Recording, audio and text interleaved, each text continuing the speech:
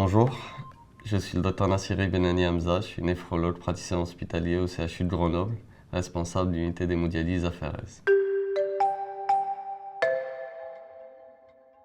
On va parler aujourd'hui des thérapies immunosuppressives. Ce sont des molécules qui agissent ou interfèrent au niveau des réactions immunitaires, soit les déprimants, les supprimants ou les modulants. Leur mode d'action diffère en fonction des cellules impactées, donc notamment les cellules T et les lymphocytes T qui sont les principaux cibles. Ils sont utilisés dans le rejet de greffe, par exemple pour éviter le rejet du greffon ou la lominisation en général, et dans les maladies auto-immunes, notamment la myasthénie, où ils ont pour but d'éviter la production d'auto-anticorps pathogènes qui vont interagir au niveau des molécules de la jonction neuromusculaire et empêcher la transmission du flux nerveux.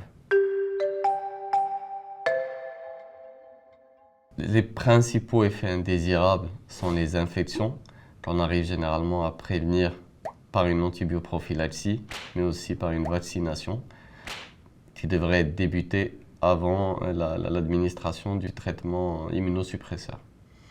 Ils peuvent être aussi responsables, dans de plus rares cas, de néoplasie, c'est-à-dire des tumeurs qui peuvent être bénignes ou malignes, ou d'une toxicité d'organes, le plus souvent rénale, hépatique ou hématologique.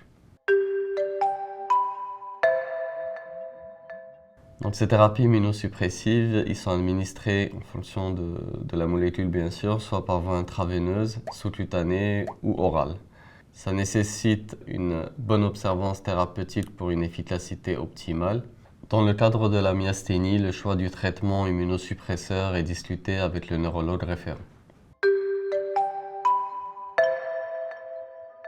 Certains de ces traitements immunosuppresseurs peuvent être administrés chez la femme enceinte, quel que soit le terme de la grossesse, et même pendant l'allaitement, et le principal médicament utilisé chez les femmes enceintes est l'azatioprine.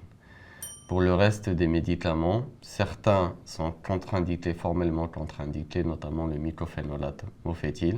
Pour d'autres immunosuppresseurs, leur utilisation nécessite une consultation avant la conception avec un gynécologue, car nous avons peu de données dans la littérature, même si ces données sont tout à fait rassurantes.